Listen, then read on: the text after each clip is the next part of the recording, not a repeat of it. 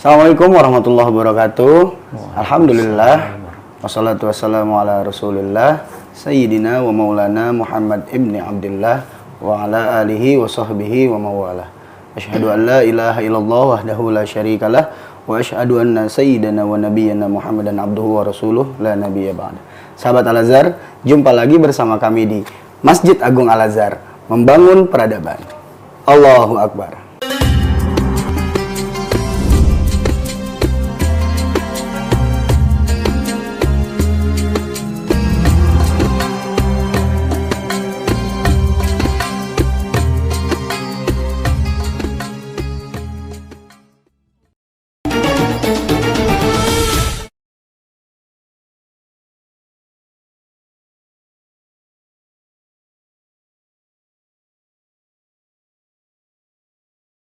Tema kita pada kesempatan kali ini adalah hijrah mewujudkan kemerdekaan. Yang alhamdulillah narasumber kita sudah berada di tengah-tengah kita, yaitu Ustadz Dr. Kiai Haji Sobahus Surur Syamsi MA. Assalamualaikum Pak Kiai. Waalaikumsalam warahmatullahi wabarakatuh. Nah, ini hari ini Pak Kiai kelihatannya cerah betul ini hari ini.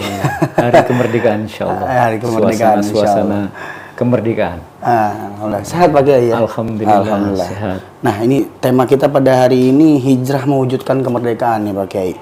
Nah, alhamdulillah juga seperti biasa sudah ada beberapa pertanyaan yang dirangkum sama tim kita. Yaitu yang pertama Pak Kiai. Ini kan kita sudah memasuki bulan Muharram nih Pak Kiai ya. Tahun baru Hijriyah. Nah, itu makna Muharram itu bagi umat Islam itu seperti apa Pak Kiai? Iya. Tentu bulan Muharram adalah salah satu dari 4 bulan yang dimuliakan oleh Allah. Dan Muharram adalah bulan pertama dari tahun-tahun Hijriyah ya, yang Allah memerintahkan, Rasulullah memerintahkan untuk kita memulai aktivitas kita, memulai kegiatan-kegiatan kita dengan yang lebih baik. Dan oleh karenanya banyaklah beberapa ajaran baginda Rasulullah berkaitan dengan Muharram ini yang kita dianjurkan untuk melaksanakannya. Baik yang sifatnya adalah individu-individu, umpamanya puasa Asyura, umpamanya Tasu'a, yang sifatnya pribadi, maupun yang sifatnya sosial, untuk bisa memberdayakan, untuk bisa menyantuni, untuk bisa berbagi, ya, melakukan kegiatan-kegiatan filantropi di dalam Islam. Nah, oleh karenanya tentu ini kita awali dengan kegiatan-kegiatan yang positif. Apalah lagi bahwa di bulan Muharram ini merupakan awal dari tahun Hijriyah. Nah, oleh karenanya merupakan upaya yang mestinya kita lakukan dalam rangka memperbarui aktivitas kita, memperbarui niat kita, memperbarui kegiatan-kegiatan, sehingga awal tahun ini akan insya Allah lebih baik, ya, menyongsong ke depan ini dan lebih baik dari tahun sebelumnya. Hari besok di Muharram ini lebih baik daripada hari-hari atau tahun sebelumnya.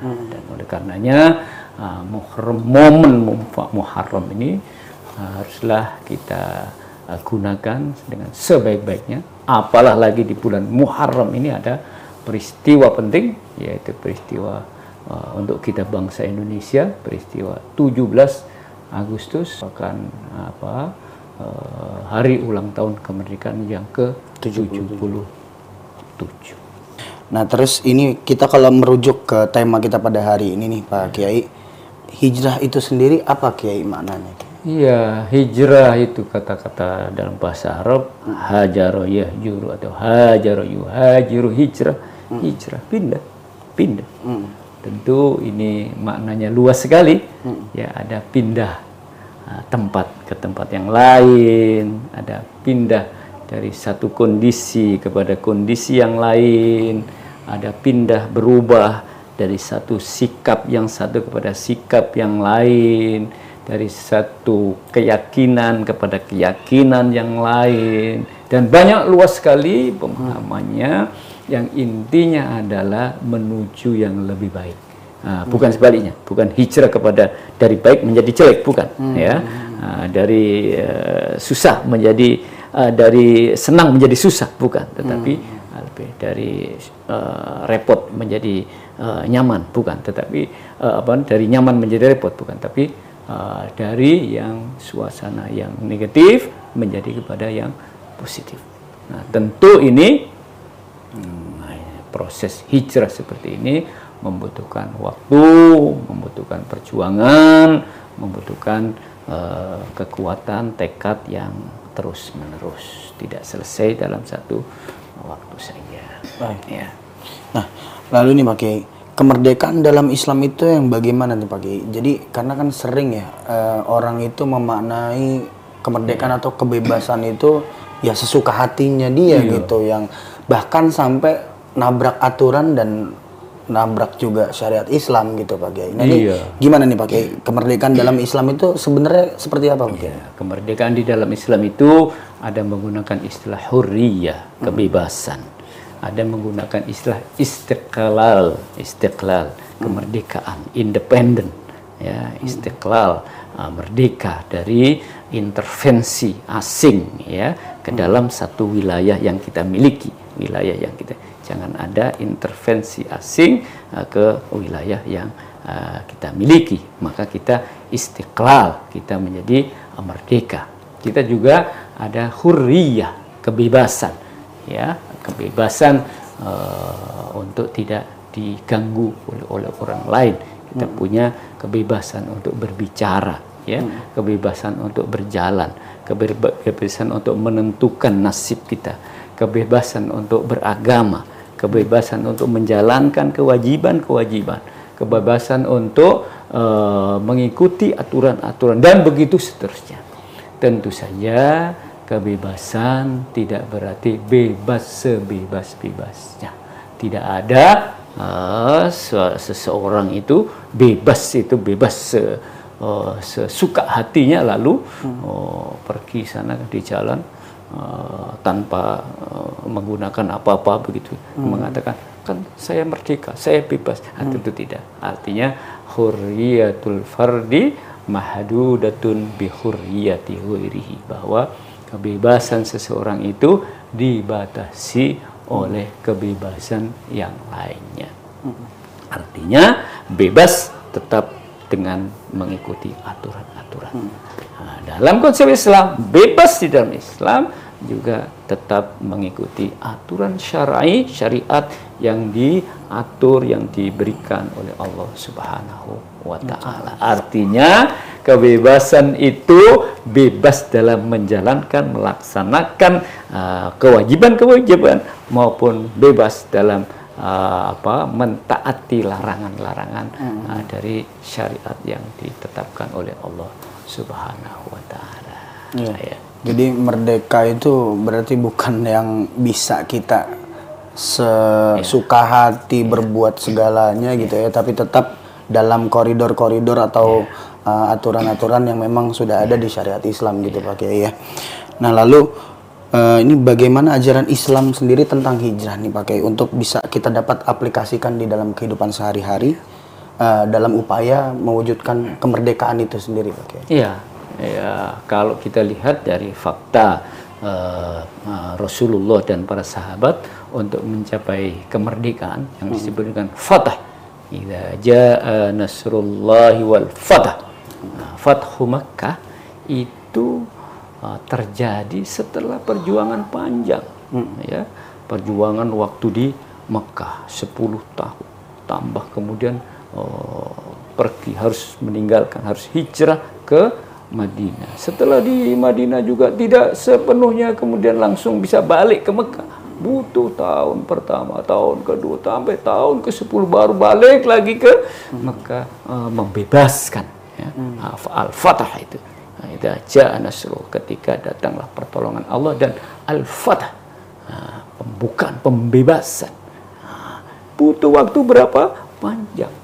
Perjuangan panjang. Tidak, merdeka itu tidak mudah, tidak sekonyong-konyong, tapi perlu diperjuangkan. Nah, kalau kita lihat dari konsep Fathu Makkah itu, kita bisa melihat bahwa perjuangan untuk bisa membebaskan Makkah Al-Mukarramah memerlukan waktu, yang memerlukan strategi menjauh dulu baru nanti ya, memerlukan perjuangan yang selanjutnya terjadilah apa yang disebut dengan Al-Fatah.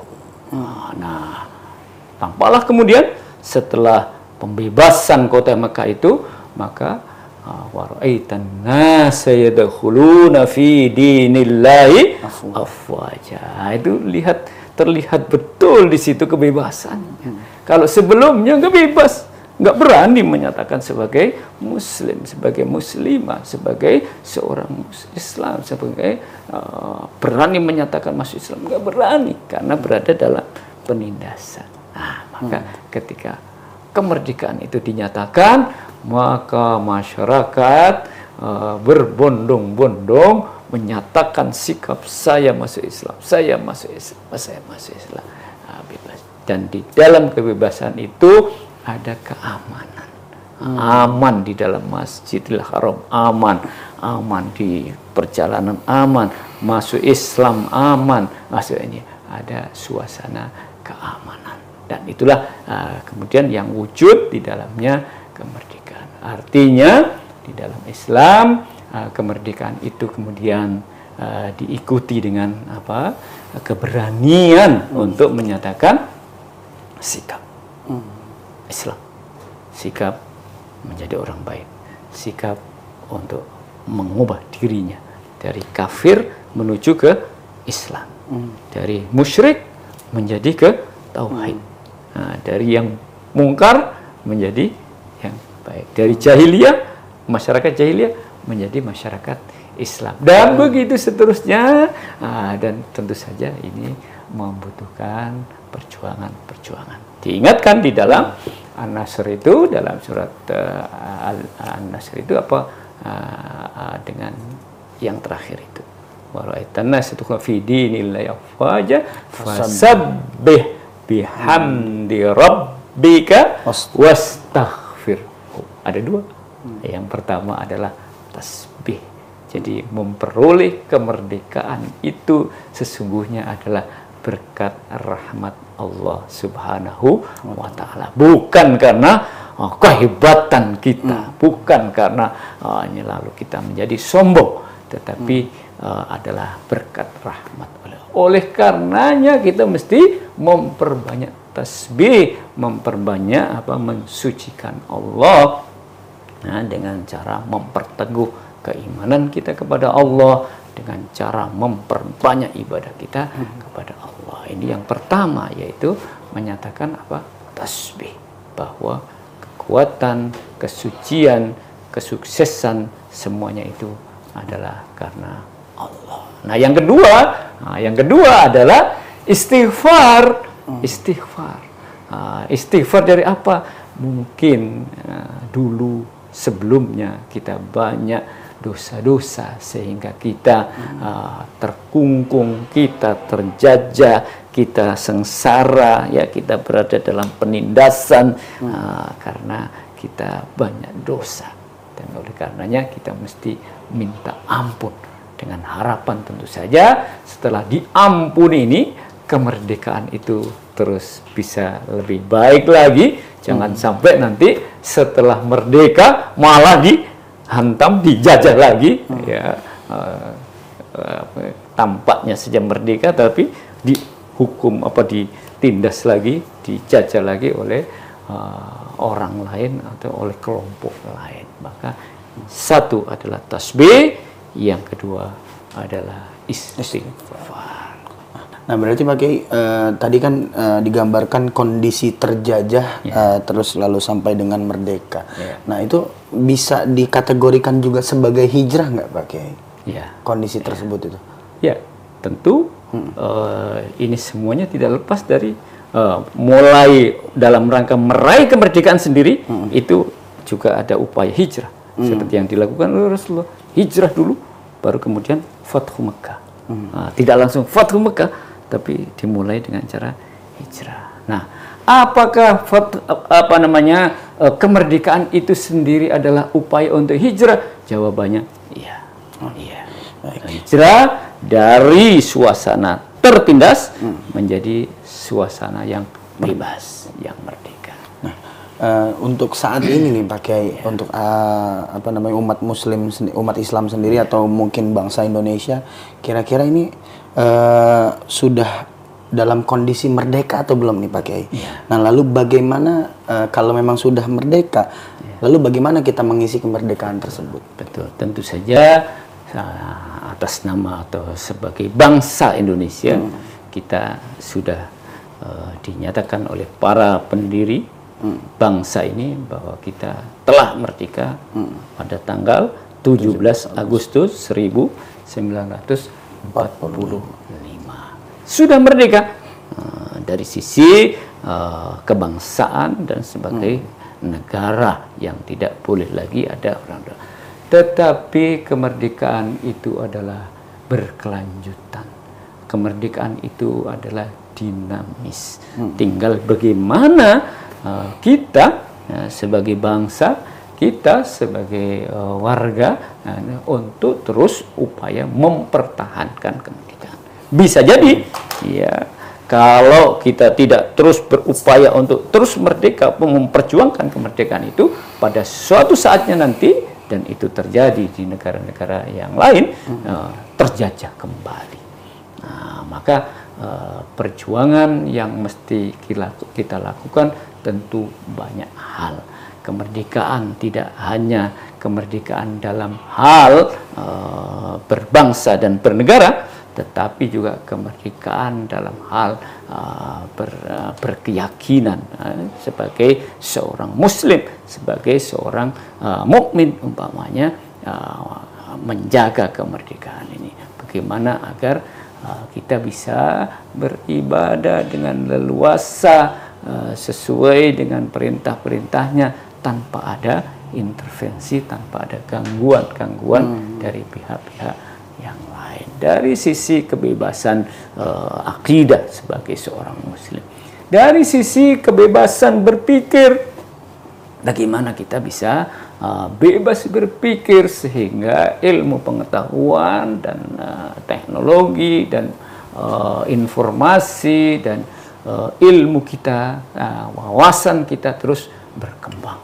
Tanpa adanya kebebasan, maka kita tidak bisa hidup berkembang secara akademis, secara keilmuan. Kita menjadi manusia-manusia yang jumud, manusia-manusia yang tidak kreatif, manusia-manusia yang statis, manusia yang tidak dinamis. Dan oleh karenanya, pikiran kita juga harus kita merdekakan supaya ada kebebasan untuk berkreasi dan berinovasi menuju yang lebih baik. Nah, ini secara pikirannya. Termasuk kita juga mesti menghijrahkan rasa keyakinan hati, ya, perasaan kita ini yang tadinya kecenderungannya itu galau, sedih, susah, pola hidupnya itu rendah, merasa kita upayakan. Hidup itu jangan pesimis. Hidup itu jangan terus-menerus sedih. Ada kalanya sedih memang, tapi harus kita upayakan untuk berubah. Jangan terus-menerus sedih, tapi mesti harus bisa senang.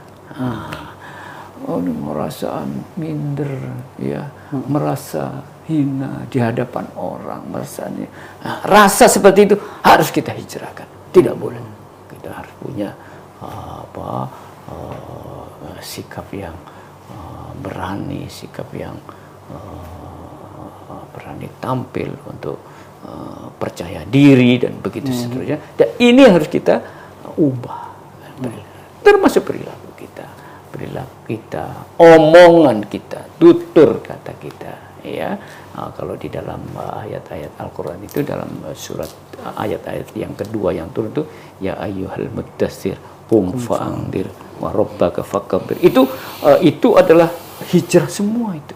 dari Mudaththir itu orang yang berselimut, yaitu Muhammad. Dari tidur menjadi kum. Ini udah berubah ini. Bangun.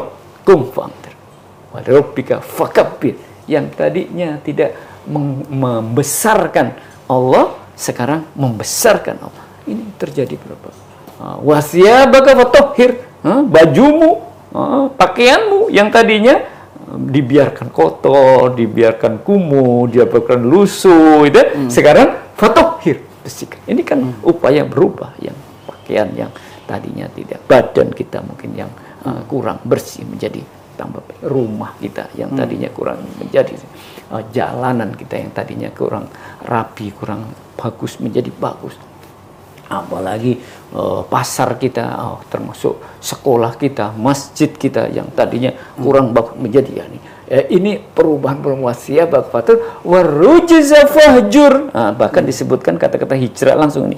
Warujza fahjur, dan keburukan itu hijrah, tinggalkanlah, hijrahkan, pindah dari situ. Jangan kamu berada masuk di sini. Ini sudah tahu di sini ini banyak sekali kejahatan ini ya, masih saja di situ. Kalau bisa mengubah menjadi lebih bagus, oke lah. Ini. Tapi kalau tidak dan khawatir nanti keluarga, anak istri kontaminasi dengan suasana itu, tinggalkan.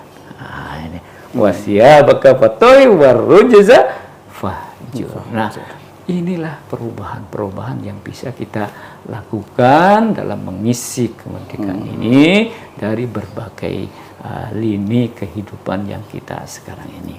Kita di Al-Azhar namanya bergerak di bidang pendidikan, dakwah dan sosial.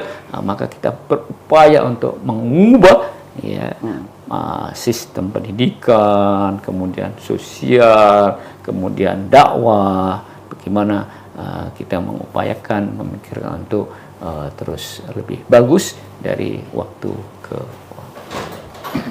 Lalu Pak Kiai, hijrah itu juga dimaknai sebagai kebangkitan umat, itu Pak Kiai. Nah, lalu juga apakah apa upaya untuk mewujudkan kebangkitan itu sendiri gitu? Iya. Para ahli menyatakan bahwa abad ke-15 adalah abad kebangkitan umat Islam. Berarti kan abad ke-15 itu masuk kan 1400 gitu ya. Sekarang sudah 1444. Berarti proses kebangkitan umat Islam itu sudah berlangsung selama 44 tahun. Nah, ini yang keempat ini akan berlanjut itu, dan akan terus berlanjut menuju ke kebangkitan dan terus bangkitnya. Apakah sudah bangkit? Ya, tentu dalam proses bangkit. Dan untuk sebuah umat, ya, sebuah bangsa, tentu tidak cukup hanya satu generasi atau satu abad, ya, tapi membutuhkan berabad-abad. Umat Islam dari Rasulullah sampai mencapai puncak kejayaannya pun diperlukan berabad-abad. Sampai puncak kejayaan itu di abad ke berapa? Ke-7, ke-8, ke-9 Hijriah. Ya. Nah, itu awal dari mulai awal hijrah terus naiknya. Tapi kemudian terjadilah penurunan, ya, kejatuhan, peradaban Islam menurun. Apakah diperbolehkan terus menurun? Jangan dong. Harus kita umat Islam harus sadar, jangan tidur terus, hayo bangkit, jangan lelap nyenyak tidur. Nanti terus-menerus akan dijajah oleh dan itulah faktanya ketika umat Islam mencapai kelemahannya, tidur panjang, akhirnya pihak yang lain datang menjajah kita. Nah, saatnya lah kita bangkit kembali. Jangan tidur, ya, jangan jumet, jangan lemah, harus kuat. Maka insya Allah ini sudah berlangsung 44 tahun. Mudah-mudahan kebangkitan itu akan terus bergerak. Kalau kita melihat dari fenomena-fenomena yang sekarang berkembang, rasanya kita ini sangat optimis untuk bahwa kebangkitan umat Islam ini akan terjadi. Dari sisi umpamanya orang-orang yang masuk Islam umpamanya. Allah Akbar. Di Al-Azhar saja ini, di Masjid Agung Al-Azhar ini setiap minggu, setiap pekannya itu ada saja yang masuk Islam. 3-4 orang masuk ini. Dan itu tidak hanya fenomena di Masjid Agung Al-Azhar, di masjid-masjid yang lain, dan bahkan tidak hanya fenomena di Indonesia, bahkan fenomena kecenderungan untuk mempelajari Islam dan untuk kemudian belajar Islam dan akhirnya sampai masuk Islam itu terjadi di dunia barat, terjadi di Eropa, terjadi di Amerika, terjadi di Australia, terjadi bahkan di Rusia, terjadi di berbagai seantero dunia ini ada upaya kecenderungan untuk tahu tentang Islam itu. Dan setelah itu bahkan berujung pada menikmati, menghayati kehidupan Islami dan selanjutnya menetapkan menjadi akidah masuk ke dalam Islam. Nah ini kan optimisme kita. Selain juga umat Islam di internal umat Islam sendiri terjadi kesadaran banyak orang-orang yang dulunya hanya Islam KTP yang hanya KTP-nya saja orang Islam, berduyun-duyun mempelajari ya, dan kita lihat ya, tidak hanya di Masjid Agung Al-Azhar tapi juga di masjid-masjid yang lain kecenderungan anak-anak muda untuk belajar Islam itu luar biasa, luar biasa. Bahkan sekarang dengan ada media, ada Zoom, ada YouTube, dan ini laris manis dan followernya banyak, orang-orang yang gandrung untuk ngaji, dan itu anak-anak muda. Nah, oleh karenanya saya menjadi sangat optimis bahwa kebangkitan ya Islam ini akan terus arahnya itu naik, insya Allah, sampai benar terjadi kejayaan itu ada pada Islam, insya Allah, setelah 1 abad, 2 abad, 3 abad, dan begitu seterusnya sampai puncak kejayaannya nanti, insya Allah. Oke, baik, Pak Kiai. Lalu untuk pertanyaan selanjutnya nih, Pak Kiai, apa saja ragam hijrah yang bisa kita lakukan untuk mengisi kemerdekaan ini, Pak Kiai? Iya, banyak sekali yang kita bisa lakukan berkaitan dengan hijrah untuk mengisi kemerdekaan ini. Mungkin secara ekonomi, ya, mungkin secara ekonomi kita yang tadinya ekonomi kita masih lemah, lalu kita berupaya bekerja keras untuk mendapatkan ini. Apalagi umpamanya menuntut ilmu. Menuntut ilmu ini juga hijrah dari kebodohan menjadi yang berilmu, yang punya ilmu. Diperlukan apa? Diperlukan hijrah, diperlukan untuk kerja keras, untuk mengubah dari sifatnya yang dulu malas-malasan, malas untuk membaca, tidak mau belajar, tidak mau ogah-ogahan, tidak, ini kemudian sekarang mulailah membuka kitab suci, membuka kitab kita, membuka buku-buku, menambah ilmu, dan ini harus kita hijrahkan.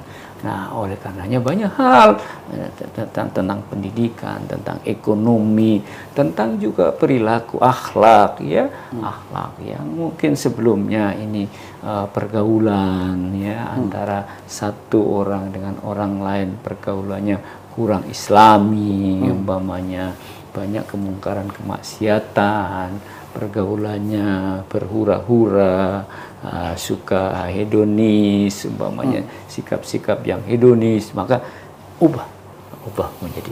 Tentu ini tidak gampang karena kawan-kawannya begitu, ini mau ini, sok alim, ini sok baik, tetapi memang harus ditekadin, saya harus hijrah, saya merdeka untuk hijrah, tidak boleh orang lain memaksa saya untuk saya tetap begini, tidak bisa hijrah, tidak bisa merdeka, tidak, saya harus merdeka untuk menentukan saya ingin lebih baik, dan oleh karena saya harus merubah sikap saya harus menjadi lebih baik, maka saya tidak boleh diintervensi oleh kanan kiri dalam rangka saya menuju kepada kebaikan. Nah, ini kesadaran sekedar seperti ini hendaknya setiap individu Muslim, anak bangsa kita ini mempunyai kesadaran untuknya.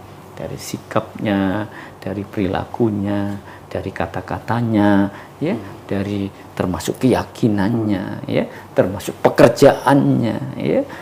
Kalau memang di satu pekerjaan itu terkungkung ini sehingga kita tidak bisa, kenapa tidak kemudian kita membebaskan diri dari pekerjaan itu untuk mencari alternatif pekerjaan-pekerjaan yang lain. Tapi insya Allah teman-teman kita yang di Al-Azhar istiqomah di Al-Azhar ini bersama-sama kita untuk berjuang, ya, bahkan tidak hanya diri kita yang hijrah, tapi berupaya untuk bisa menghijrahkan sebanyak mungkin jamaah, sebanyak mungkin anak didik, sebanyak mungkin umat, untuk bisa menghijrahkan mereka semua rame-rame dari suasana-suasana yang gelap, dari suasana-suasana yang susah, dari suasana-suasana yang penuh kezaliman, menuju kepada cahaya, menjadi kepada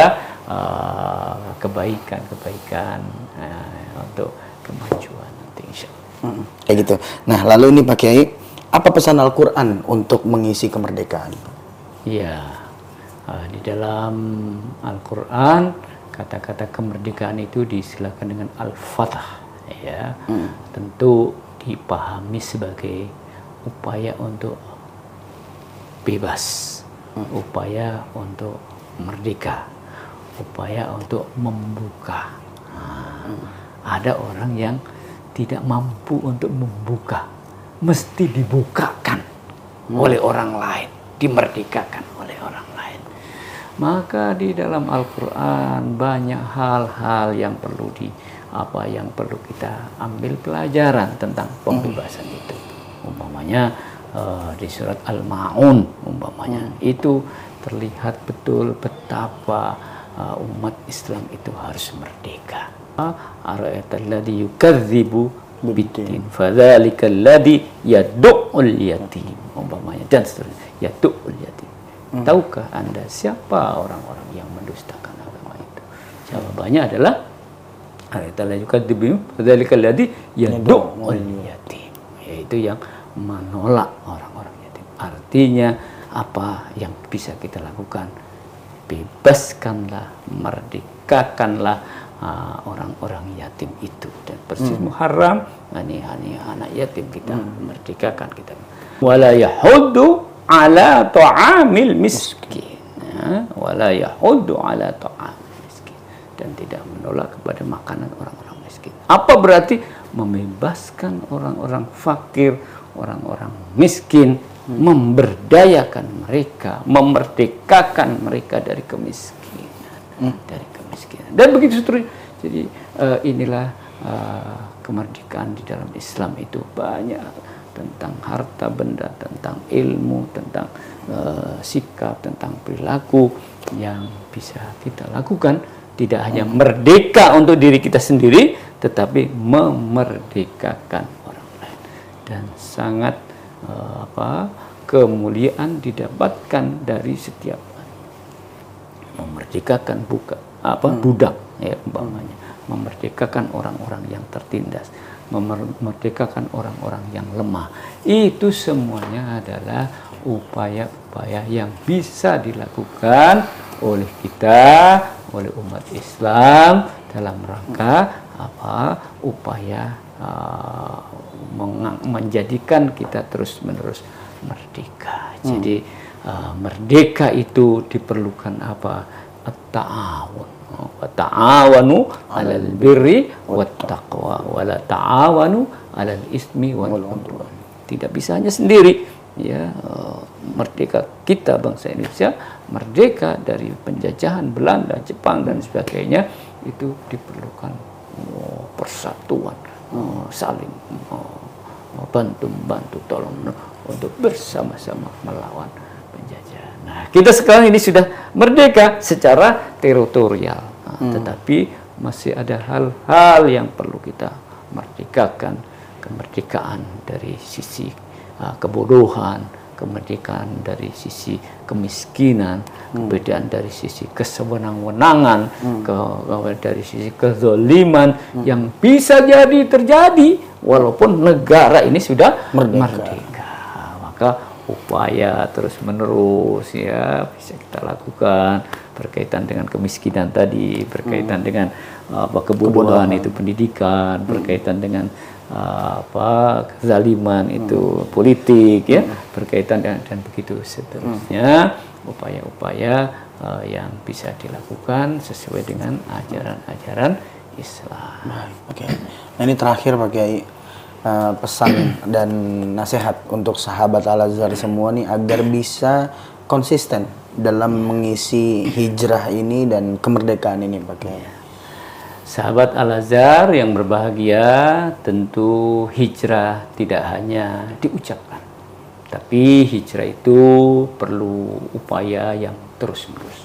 Begitu pula kemerdekaan. Kemerdekaan itu tidak hanya diungkapkan dengan kata-kata. Memang berani menyatakan merdeka, ya, berani menyatakan saya hijrah, itu sudah nilai yang positif. Tapi berikutnya diperlukan langkah-langkah yang terstruktur, langkah-langkah yang terprogram. Bikinlah kegiatan-kegiatan, entah apa yang bentuknya harian, yang bentuknya mingguan, yang bentuknya bulanan, yang arahnya adalah menuju kepada upaya hijrah untuk menggapai kemerdekaan. Tanpa ada komitmen dan kemudian diikuti dengan membuat langkah-langkah yang strategis, yang kita, maka akan sulit untuk bisa menggapai hijrah dalam makna yang hakiki. Jangan-jangan hijrah kita ini hanya baru omongan.